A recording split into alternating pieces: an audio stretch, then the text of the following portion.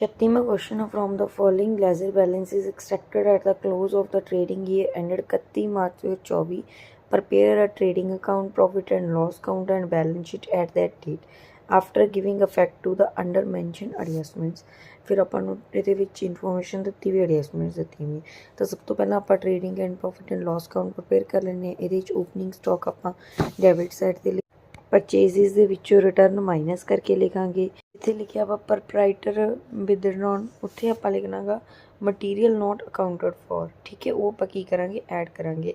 ਮਤਲਬ ਨੋਮੀ ਐਡਜਸਟਮੈਂਟ ਸੀ stock included material worth 1000 for which bills had not been received, ਜਿਹਦੇ ਲਈ ਆਪਾਂ ਨੂੰ ਬਿੱਲ ਰਿਸੀਵ ਨਹੀਂ ਹੋਇਆ, ਹਜੇ ਤੱਕ ਆਪਾਂ ਉਹਦੀ ਐਂਟਰੀ ਨਹੀਂ ਪਾਈ, ਤਾਂ ਇਸ ਕਰਕੇ ਪਰਚੇजिज ਦੇ ਵਿੱਚ ਕੀ ਕਰ ਦਾਂਗੇ, ਐਡ ਕਰ ਦਾਂਗੇ। ਉਸ ਤੋਂ ਬਾਅਦ ਕ੍ਰੈਡਿਟ ਸਾਈਡ ਪ੍ਰਪੇਅਰ ਕਰ ਲਾਂਗੇ, ਉਹਦੇ ਵਿੱਚ ਸੇਲਸ ਦੇ ਵਿੱਚੋਂ ਰਿਟਰਨ ਮਾਈਨਸ ਕਰਕੇ ਲਿਖਾਂਗੇ। ਇੱਕ ਇਹਦੇ ਵਿੱਚ ਐਡਜਸਟਮੈਂਟ ਦਿੱਤੀ ਸੀਗੀ ਆਪਾਂ ਨੂੰ, ਇਹਦੇ ਵਿੱਚ ਐਡਜਸਟਮੈਂਟ ਦੇ ਵਿੱਚ ਕਿਹਾ ਵਾ ਸੀਗਾ included in the sales is an amount of 10,000 representing goods on sale or return basis the customer still have the right to return the goods were invoice charging a profit of 20% on sale. ਇਹਦੇ ਵਿੱਚ ਕਿੰਨਾ ਆਪਾਂ ਨੂੰ ਕਿਹਾ ਵਾ 10,000, ਮਤਲਬ ਆਪਾਂ ਨੇ ਕੀ ਕੀਤੀ ਹੈਗੀ, ਸੇਲ ਦੇ ਵਿੱਚ ਇੱਦਾਂ ਦੀ ਅਮਾਊਂਟ ਜਿਹੜੀ ਕੀ ਹੈ ਹਜੇ ਮਤਲਬ ਉਹ ਰਿਟਰਨ ਕਰ ਸਕਦੇ ਹੈਗੇ। ਠੀਕ ਹੈ, ਅਪਰੂਵਡ ਉਹਨਾਂ ਕੋਲ, ਮਤਲਬ ਅਪਰੂਵ ਕਰਨਗੇ ਨਹੀਂ ਕਰਨਗੇ ਉਹਨਾਂ ਕੋਲ ਰਾਈਟ ਹੈਗਾ। ਠੀਕ ਹੈ, ਅਪਰੂਵਲ ਬੇਸਿਸ ਆਪਾਂ ਸੇਲ ਇਹਨੂੰ ਮੰਨ ਲੈਂਦੇ ਹੈਗੇ।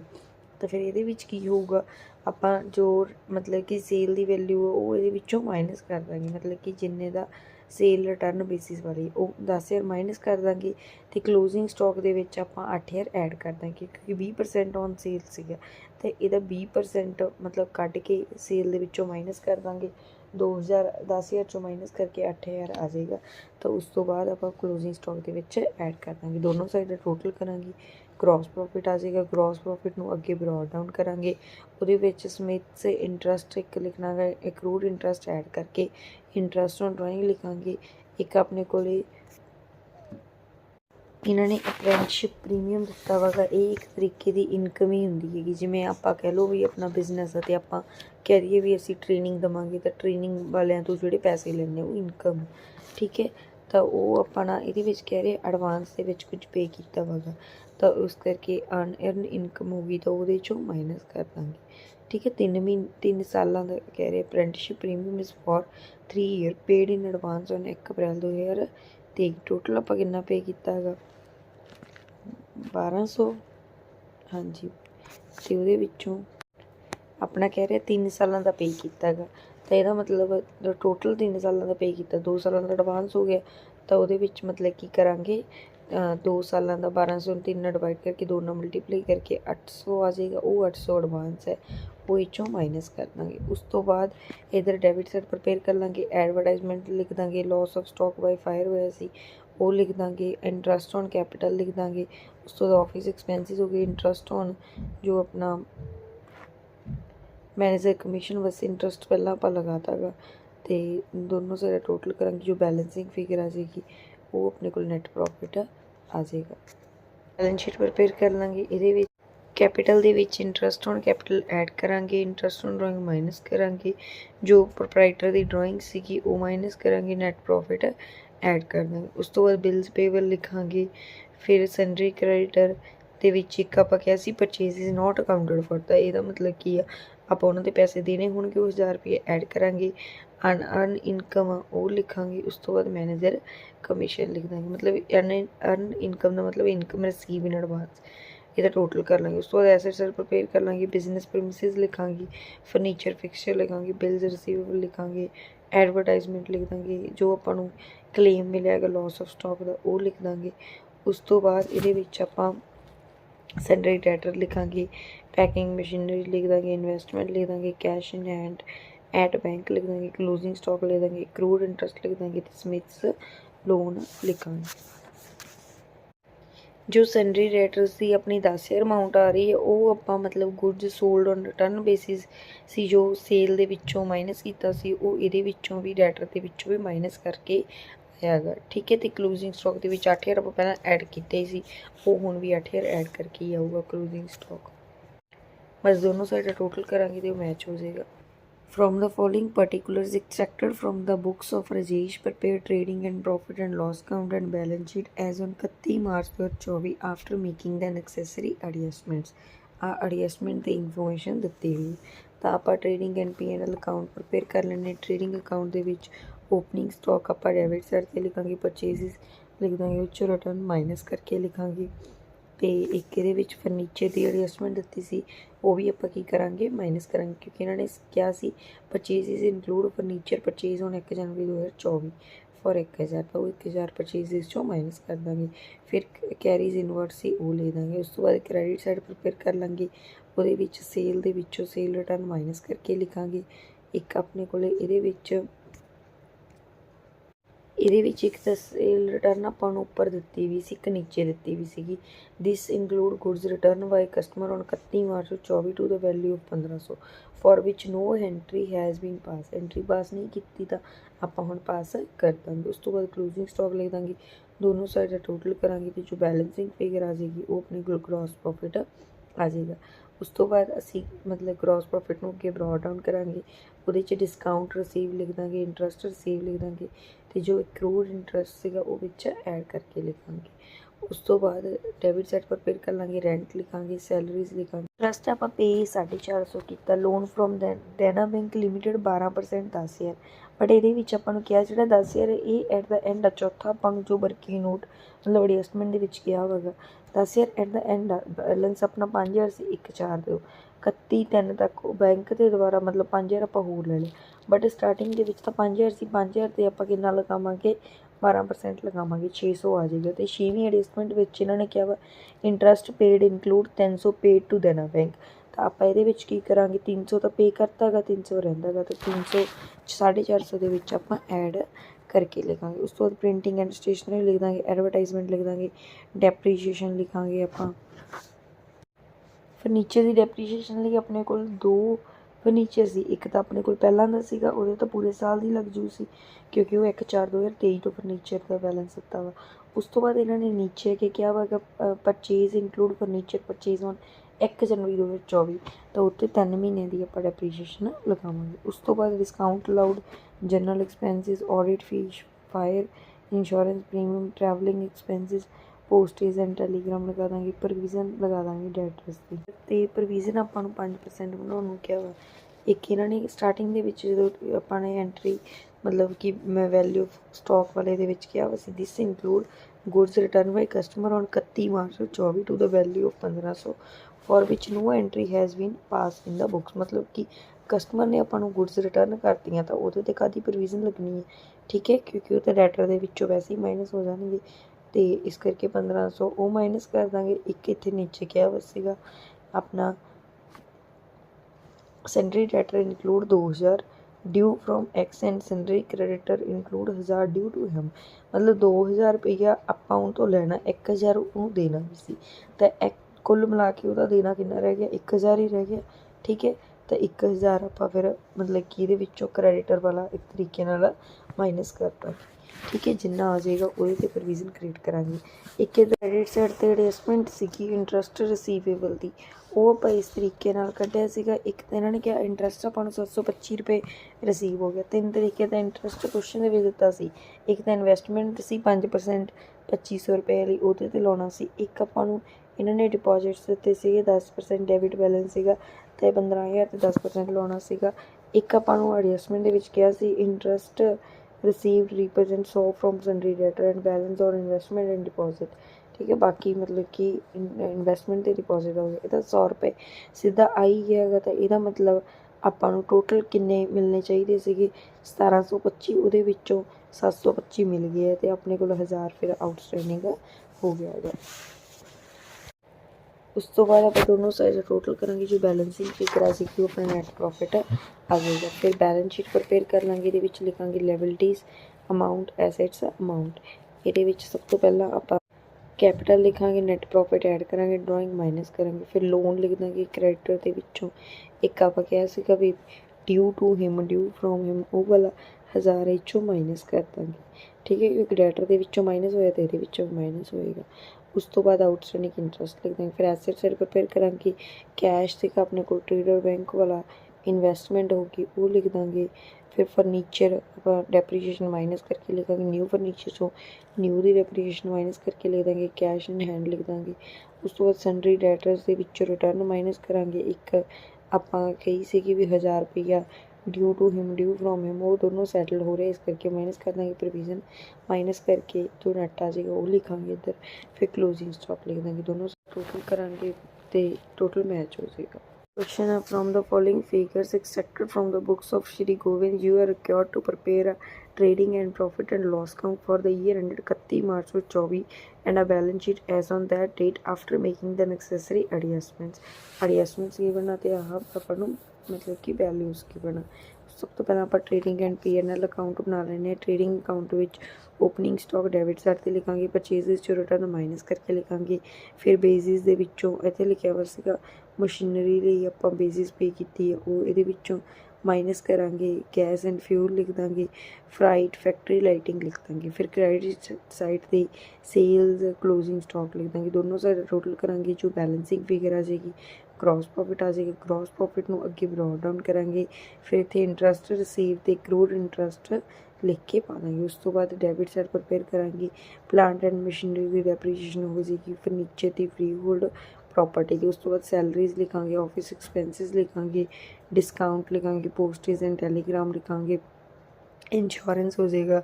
फिर बैड डेट के which further bad debt add करके न्यू प्रोविजन ऐड करके ओल्ड प्रोविजन माइनस करांगे। जो लूज टूल्स राइट ऑफ कीते सी एक तरीके की डेप्रीशिएशन ही होंदी हैगी, तो ये भी आपां लिख देंगे। इत्थे इन्हां ने लूज टूल्स स्टार्टिंग ते आपां नूं कहा सीगा भी 2200 दे हुण 1760 दे रह गए, तो इहदा मतलब जो डिफरेंस आ वो साडा की हो गया रिटर्न ऑफ हो गए। ऑफिस रेंट लिख देंगे, दोनों साइड का टोटल करांगे, तो मैनेजर कमीशन लिए आपां नूं एडजस्टमेंट दित्ती सीगी आफ्टर चार्जिंग सच कमीशन। ठीक है, जो दोनों साइड टोटल करने तो बाद जो वैल्यू आ जाएगी वो 10/110 लगावांगे। उस तो बाद वो भी मैनेजर कमीशन भी उस टोटल चो माइनस कर देंगे, तो नैट प्रॉफिट आ जाएगी। शीट प्रिपेयर कर लेंगे, ये आपां लायबिलिटीज़ अमाउंट एसेट अमाउंट लिख लेंगे, फिर कैपिटल के विचों ड्राइंग माइनस करांगे, नैट प्रॉफिट ऐड करांगे, फिर एडिशनल करैक्टर से वो लिख देंगे, बिल्स पेएबल लिख देंगे, सैंडरी करैक्टर लिख देंगे, मैनेजर कमीशन पेएबल वो लिख देंगे। उस तो बाद एसेट साइड के विच cash in hand, plant and machinery चो डेप्रीशिएशन माइनस, फर्नीचर चो फर्नीचर की depreciation minus, freehold property के विचों ओहदी depreciation minus, loan to Krishna आपां दित्ता हुआ एसेट होगी वो लिख देंगे। डेटर के विचों bad debt further bad date ते फर्दर प्रोविजन माइनस करके लिखांगे, कैश एट बैंक लिख देंगे, क्लोजिंग स्टॉक लिख देंगे, लूज टूल्स जो रिटर्न ऑफ हुए वो माइनस करके लिख देंगे, एक्रूड इंटरस्ट लिख देंगे, दोनों साइड टोटल करांगे मैच हो जाएगी। क्वेश्चन है ये आपां दित्ता from the following trial balance of Seth CL Ghiwala of Baroda prepare trading and P&L account for the year ending 31 December 2024 and balance sheet as on that date after taking into consideration the adjustment given at the end of the trial balance. आपां information दी है, अगे adjustments दी है। सब तो पहला आप trading account बना लाँगे, ये ओपनिंग स्टॉक है नहीं सीगा तो इग्नोर मार देंगे, परचेजिज हो जाएगा, कैरीज हो जाएगा। ठीक है, तो जो सेल है सेल दे विचों आपां इत्थे इन्हां ने की किया सीगा आपां नूं लॉस आया सीगा। ठीक है, sales are shown in the trial balance include the sale of old furniture. ठीक है, affected half way through the yearly accounting period realising 200 मतलब गलती नाल असी ओल्ड फर्नीचर बेचिया तो उस कित्थे लिखता असी कादे विच लिखता सेल दे विच लिखता, बट इहदा फर्नीचर की सेल तो नहीं इतने लिखते होंगे, तो इस सेल के विचों की कर देंगे माइनस करके लिख देंगे।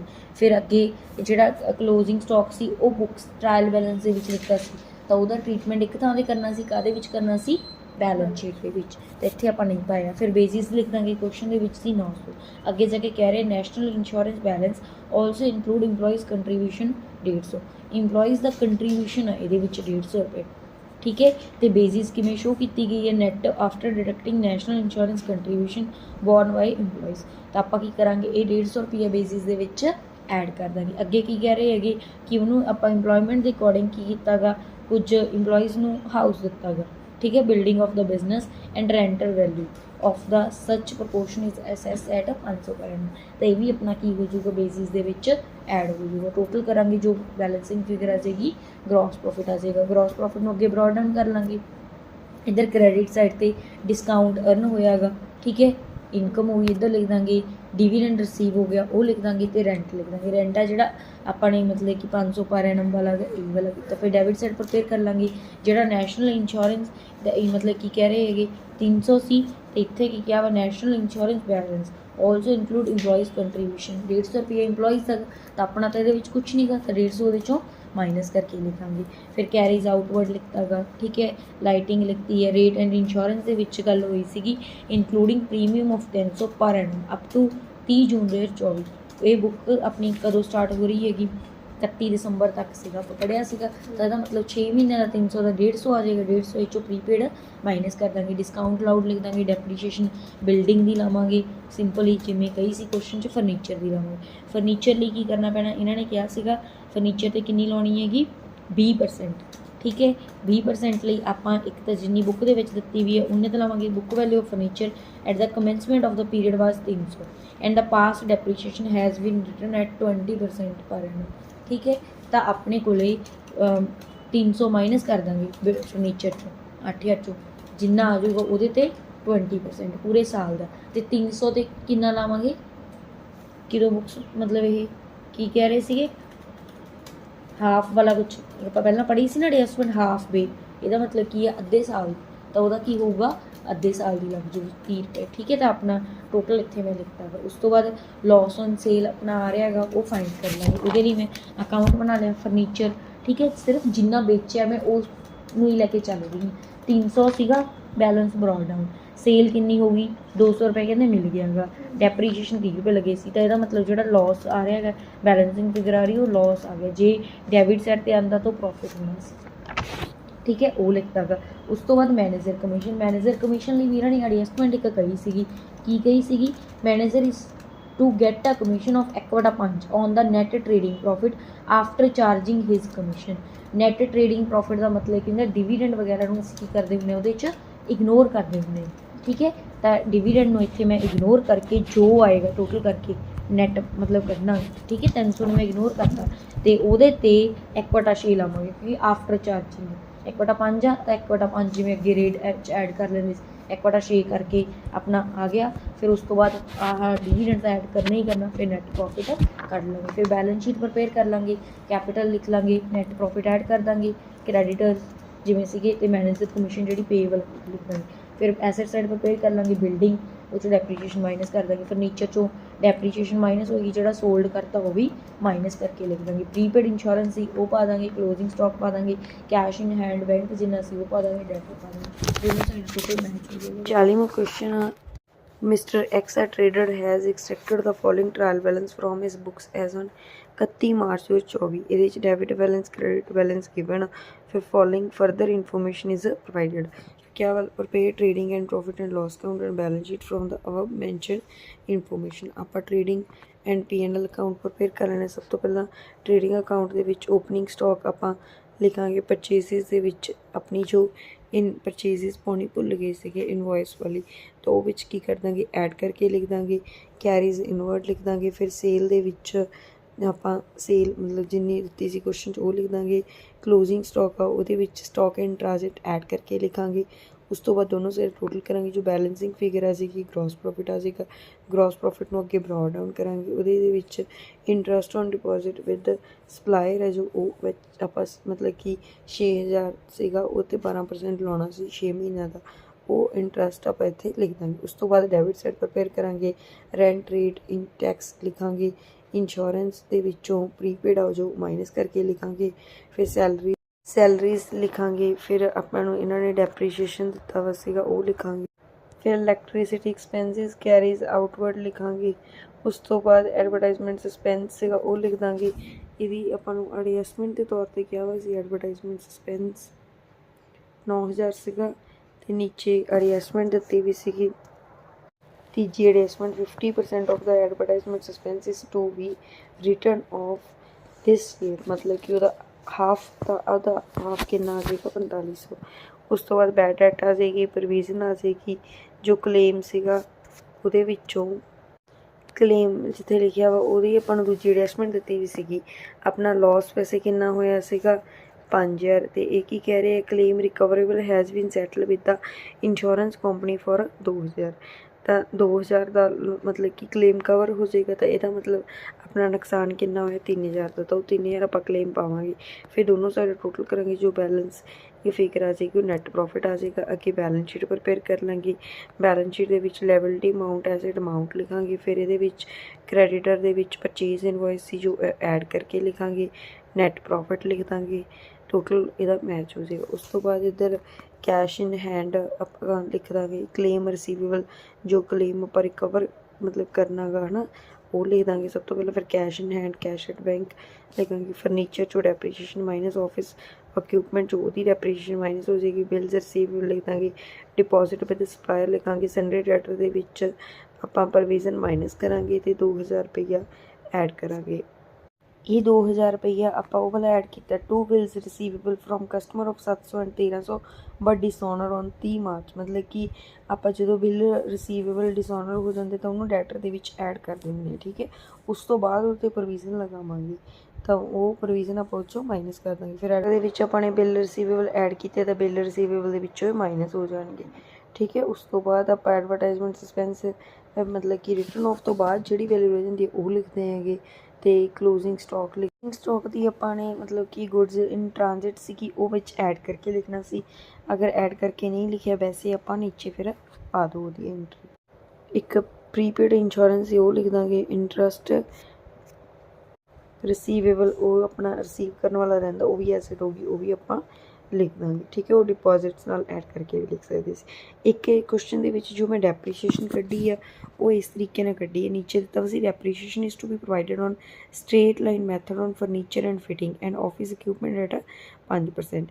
Original cost furniture and fitting ਦੀ 30000 ਸੀ, ਤਾਂ 30000 ਦੇ 5% ਲਾਵਾਂਗੇ। ਜਿਹੜਾ ਬਾਅਦ ਦੇ ਵਿੱਚ ਆਪਾਂ ਨੂੰ ਟਰਾਇਲ ਬੈਲੈਂਸ ਬਣਾ ਕੇ ਦਿੱਤਾ ਵਾ ਉਹਦੇ ਵਿੱਚ ਤਾਂ ਵੈਲਿਊ ਜਿੰਨੀ ਘਟੀ ਜਾਂਦੀ ਹੈ ਉਹ ਲਿਖੀ ਵੀ ਹੈ, ਤਾਂ ਆਪਾਂ ਮਤਲਬ ਫਰਨੀਚਰ ਐਂਡ ਫਿਟਿੰਗ 23000 'ਤੇ ਨਹੀਂ ਲਗਾਵਾਂਗੇ ਬਲਕਿ 30000 'ਤੇ ਲਗਾਵਾਂਗੇ। ਉਸੇ ਤਰੀਕੇ ਨਾਲ ਆਫਿਸ ਇਕਵਿਪਮੈਂਟ 15000 'ਤੇ ਲਗਾਵਾਂਗੇ, ਨਾ ਕਿ 10000 'ਤੇ, ਠੀਕ ਹੈ। ਕਿਉਂਕਿ ਸਟ੍ਰੇਟ ਲਾਈਨ ਮੈਥਡ ਕੀ ਉਹਨੂੰ ਸੀ, ਜਿਹੜੀ ਓਰੀਜਨਲ ਕੋਸਟ ਸੀ ਉਹਦੇ 'ਤੇ ਲਗਾਉਣਾ ਸੀ, ਜਿਹੜੀ ਸਟਾਰਟਿੰਗ 'ਤੇ ਕੋਸਟ ਹੈ। ਸਟ੍ਰੇਟ ਲਾਈਨ ਮੈਥਡ ਦਾ ਦੂਜਾ ਨਾਮ ਓਰੀਜਨਲ ਕੋਸਟ ਮੈਥਡ ਵੀ ਸੀ, ਠੀਕ ਹੈ। ਤਾਂ ਉਸ ਤੋਂ ਬਾਅਦ ਆਪਾਂ ਬੈਲੈਂਸ ਸ਼ੀਟ ਦੇ ਟੋਟਲ ਕਰ ਲਾਂਗੇ ਅਤੇ ਆਨਸਰ ਆਪਣਾ ਮੈਚ